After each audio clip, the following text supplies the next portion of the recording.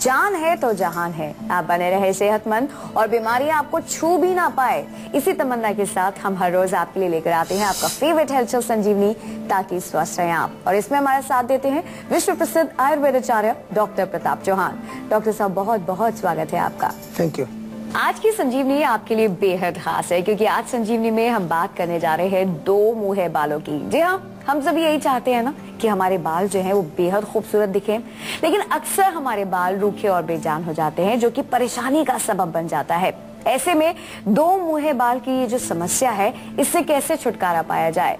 क्या आप इससे निपटना चाहते हैं, या फिर आपने इससे निपटने के लिए बहुत सारे कदम उठाए हैं, उपाय किए हैं? अगर किए हैं तो भाई अभी तक अगर आपको रिजल्ट नहीं मिला है तो अब जरूर मिलने वाला है, क्योंकि आज डॉक्टर साहब हमें ये बताने वाले हैं कि कैसे हम दो मुँहे बालों से बच सकते हैं और क्या है दो मुँहे बालों का आयुर्वेदिक इलाज। साथ ही साथ संजीवनी टिप्स में जानेंगे डाइजेशन को फिट रखने के कारगर नुस्खे। तो आइए सबसे पहले जान लेते हैं क्यों हो जाते हैं दो मुँहे बाल। चलिए सबसे पहले डॉक्टर साहब से यही जानते हैं कि क्या होती है स्प्लिट एंड्स की समस्या, यानी कि बालों के दो मुँहे होने की समस्या होती क्या है, और साथ ही साथ ये भी जानते हैं कि दो मुँहे बाल किस वजह से हो जाते हैं।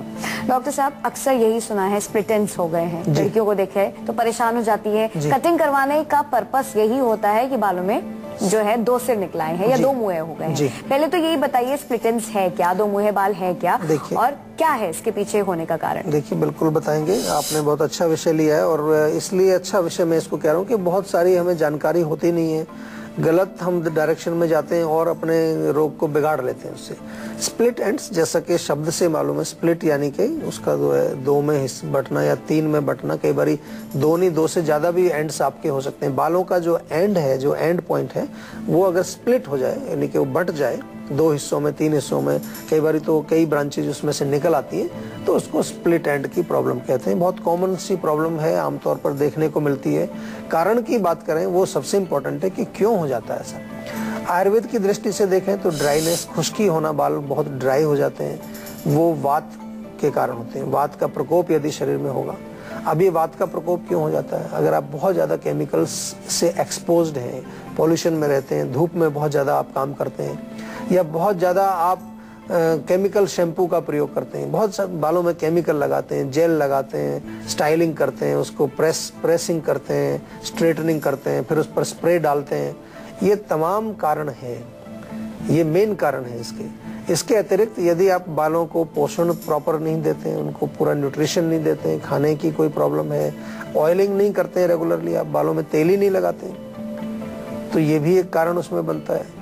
और इसके अतिरिक्त अगर बालों की हम रेगुलर केयर भी अगर ठीक ठाक से नहीं करते हैं, तो बाल हमारे खराब हो जाते हैं उससे। रेगुलर केयर से मेरा क्या मतलब है कि हमने आयुर्वेद के माध्यम से आपको कई बार बताते हैं कि बाल हो, चाहे आपकी त्वचा हो, चाहे शरीर का आपका लिवर है, चाहे आपकी आंतें हैं, इनकी केयर करनी चाहिए। अगर हम इनकी केयर नहीं करेंगे तो ये खराब हो जाएंगे। आप अपने मोबाइल फोन की कितनी केयर करते हैं, उसको रोज साफ सुथरा करते हैं, चार्ज करते हैं, कंप्यूटर की केयर करते हैं, गाड़ी की केयर करते हैं, आपके पास जितने भी सामान है उसका बड़ा देख रेख करते हैं, आप उसकी सफाई भी करते हैं रेगुलरली।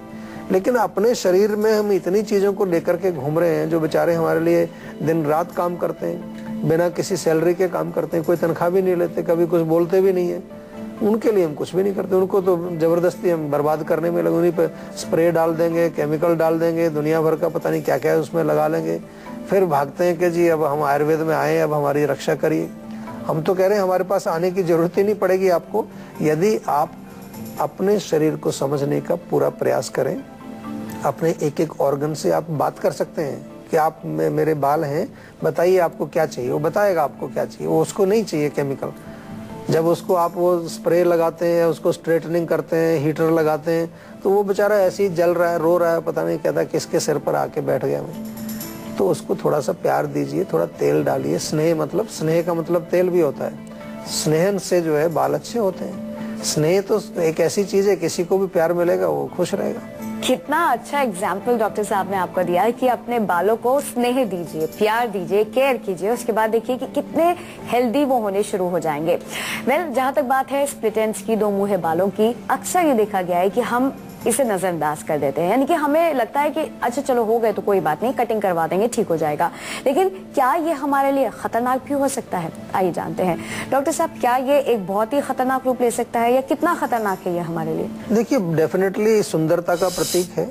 आपको मालूम है, बाल एक ऐसी चीज है आदमी की कि अगर बाल अच्छे नहीं है तो उससे बहुत सारी चीज़ों पर फर्क पड़ता है। ऐसा तो नहीं कि कोई आपके सिर में कोई खतरनाक चीज़ हो जाएगी, लेकिन सबसे जो इम्पोर्टेंट आपके जो असर पड़ता है, अगर बाल आपके गंदे हैं, खराब हैं, अच्छे नहीं है, तो आपकी मानसिकता पर बड़ा फर्क पड़ता है। आप जो है डिप्रेशन में चले जाते हैं। मैंने देखा है कितने लोग डिप्रेस्ड रहते हैं कि मेरे बाल ऐसे खराब हैं, या उनको जो है कॉन्फिडेंस की कमी हो जाती है, इन्फीरियरिटी कॉम्प्लेक्स उनके अंदर आ जाता है, और अनेक प्रकार की साइकोलॉजिकल प्रॉब्लम्स उनमें डेवलप हो जाती हैं, जिसकी वजह से फिर शारीरिक रोग उनमें अनेक प्रकार के। तो जो घातक चीज है, जो भयंकर चीज जो आपने पूछा, वो डेफिनेटली ऐसा नहीं है कि उस स्प्लिट एंड से बालों के अंदर कोई बीमारी आपको आ जाएगी, लेकिन वो डेफिनेटली आपके ओवरऑल पर्सनैलिटी पर असर डालती है, क्योंकि सुंदर बाल होना एक आपके अंदर एक कॉन्फिडेंस पैदा कराता है, आपको एक जो है पॉजिटिविटी आपके अंदर आती है, आपके अंदर एक सकारात्मक सोच पैदा होती है, आप प्रसन्न रहते हैं, और प्रसन्न रहना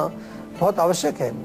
हेल्थ के लिए प्रसन्न रहना बहुत आवश्यक है। हमारे यहाँ लिखा है आयुर्वेद में, प्रसन्न आत्मेंद्रिय मन स्वस्थ इत्यभिधीयते, यानी कि अगर मन और इंद्रियां और आत्मा हमारी प्रसन्न है तभी व्यक्ति स्वस्थ होता है। केवल शारीरिक लक्षणों को हम दूर कर लें उतना ही काफी भर नहीं है, उसके अतिरिक्त हमें प्रसन्नता भी जरूर होनी चाहिए। अदरवाइज बहुत सारे लोग ऐसे हैं आज के युग में, खासतौर से अब मॉडर्न एज जिसको हम कहते हैं, जिसमें शरीर में कुछ नहीं है, उनके हॉस्पिटल में जाते हैं, सारे टेस्ट नॉर्मल आते हैं, लेकिन मन दुखी है, बहुत दुखी है, कुछ जिंदगी में कुछ मतलब जीने की इच्छा नहीं है, जोश नहीं है, डिप्रेशन है, तो वो भी जो है उसको रोग मानते हैं हम लोग। तो इसलिए हम आपको कहते हैं कि प्रसन्नता का एक जो अंग है वो अच्छे सुंदर बाल आपके अगर रहेंगे तो आप डेफिनेटली प्रसन्न रहेंगे। अमृतसर से मनोज जुड़ गए हैं, स्वागत है आपका, अपना सवाल करें। नमस्कार डॉक्टर साहब। नमस्कार जी। डॉक्टर साहब, मेरे एसिडिटी की प्रॉब्लम बहुत ज्यादा 6 महीने से। एसिडिटी की? हाँ जी। तो एसिडिटी किस समय होती है ज्यादा आपको? तो खाना खाने के बाद होती है। खाना खा लेता हूँ तो ऊपर पूरी खट्टी खट्टी डकारे आती है ऊपर की तरफ। देखिए, इसका मतलब ये है कि थोड़ा एसिड की मात्रा ज्यादा बन रही है आपको, डेफिनेटली इससे खाना खाने के बाद आपको और ज्यादा उसमें परेशानी होती है। तो खाना खाने से पहले आप आधा चम्मच आंवला चूर्ण खाइए, या मुलेठी का चूर्ण हो तो आधा चम्मच मुलेठी का चूर्ण खाना खाने से 15 मिनट पहले, उससे आपको फर्क पड़ेगा। दूसरी चीज कि जो आप खाना खाते हैं उसमें ये जरूर ध्यान रखिए कि उसमें कोई गर्म चीजें ना हो, पित्त वाली चीजें ना हो, एसिडिक फूड उसमें ना खाएं। ये एसिडिक से मतलब है कि जो खट्टा हो और जिसकी तासीर गर्म हो, तली हुई चीजें हैं, अचार इत्यादि है, खटाई है, इमली है, अमचूर है, बहुत ज्यादा जो है मिर्च अगर आप खाएंगे तो ये तमाम चीजें अंदर जाकर के हीट बढ़ाएंगी आपके शरीर में, और वो जो जलन है, जो खट्टी डकारें हैं, वो और ज्यादा बढ़ जाएंगी। आपको अगर पता है स्प्लिट एंड्स क्या होता है तो अच्छी बात है, लेकिन आप में से बहुत सारे ऐसे होंगे जो नहीं भी जानते होंगे, खासकर उनके लिए जानते हैं कि आखिरकार क्या सिम्टम्स है, कौन से लक्षण है जिन्हें देख के आप पहचान सकते हैं कि आपको ये प्रॉब्लम हो गई है। डॉक्टर साहब, लक्षण क्या है इसके? देखिए, लक्षण यही लगेगा, बाल रूखे होंगे, बहुत फ्रिजी हेयर कह देते हैं, डैमेज्ड हेयर उनको कहते हैं, बाल बहुत खराब हो गए, स्पेशली जो एंड होता है उनका, वो बिल्कुल उसमें कई तरह के जैसे झाड़ियाँ सी निकल रही हैं, साइड से गुच्छे से निकल रहे हैं, तो ये उसके लक्षण मुख्य रूप से हैं। बाल गिरने शुरू हो जाएंगे आपके जल्दी, और बालों में जो है वो एक वॉल्यूम जो बालों का वो कम हो जाएगा। इसके अतिरिक्त बाल सफ़ेद भी आपके शुरू हो सकते हैं इसके साथ साथ, क्योंकि कारण जो है उसमें ड्राइनेस होगा, खुश्की होगी, ऑयलिंग नहीं है, तो उसमें फिर जाहिर सी बात है कि बाल आपके सफेद होने भी शुरू हो सकते हैं। हमने अक्सर ये देखा है कि बाजार में तरह तरह की चीजें मिलती हैं, कोई भी समस्या आ जाए, चाहे स्किन की प्रॉब्लम हो, बालों की प्रॉब्लम हो, मार्केट में प्रोडक्ट्स अवेलेबल हैं। ये जो प्रोडक्ट्स मिलते हैं मार्केट में, ये हमारे लिए कितने फायदेमंद होते हैं? चलिए थोड़ा सा जान लेते हैं डॉक्टर साहब से। डॉक्टर साहब, स्प्लिट एंड्स की आज हम बात कर रहे हैं, स्प्लिट एंड्स की समस्या हो गई, अब कौन घरेलू उपाय करने बैठे? अक्सर लोगों को जल्दबाजी होती है, बाहर से सामान खरीद के ले आए और वो यूज करना शुरू कर दिया। देखिए, क्वेश्चन ये नहीं है जल्दबाजी और देर की बात नहीं है, क्वेश्चन ये है कि आपको ये जानना जरूरी है कि बालों के आपके स्प्लिट एंड्स का कारण क्या है। कारण तो आपने जाना नहीं और आप ले आए खरीद करके प्रोडक्ट, कोई शैम्पू ले आए कि इससे मेरे स्प्लिट कैसे चले जाएंगे, मेरे को समझाइए। अगर उसका कारण लैक ऑफ ऑयलिंग है, अगर आपके स्प्लिट एंड इसलिए हो रहे हैं कि आप तेल नहीं लगाते हैं, तो शैम्पू क्या करेगा उसमें बेचारा? शैम्पू का तो कोई मतलब ही नहीं है उससे, आपको तो तेल डालना पड़ेगा। पोषण की यदि कमी है, न्यूट्रिशन की कमी है, तो न्यूट्रिशन खाना पड़ेगा, तब आपके वो ठीक होंगे। या आपको वात का प्रकोप है, तो जब तक वात को शांत नहीं करेंगे तो शैम्पू कैसे ठीक कर देगा उसको। अब तो इतने दिन से हम आपको ये शो में बातें करते हैं, कारणों की बात करते हैं, तो आप लोगों को भी इतनी सोच बदल गई है। डेफिनेटली बहुत सारे लोग हमें कहते हैं कि अब हमें कोई भी प्रॉब्लम जब शरीर में आती है तो सबसे पहले हम एक क्वेश्चन पूछते हैं कि क्या कारण इसका हो सकता है, और उस क्वेश्चन का उत्तर हमें मिलता है जीवा से। जीवा में फोन करते हैं हमारे डॉक्टर्स, वहाँ आपको हर चीज के बारे में सूचना देते हैं। तो इसलिए मैं कह रहा हूँ कि बात ये नहीं कि आप कौन सा उत्पाद खरीद लाए, कितना महंगा आपने खर्च कर दिया, या ऐसी चीज आप ले आए जिसमें टाइम नहीं लगेगा, जल्दी से हो जाएगा।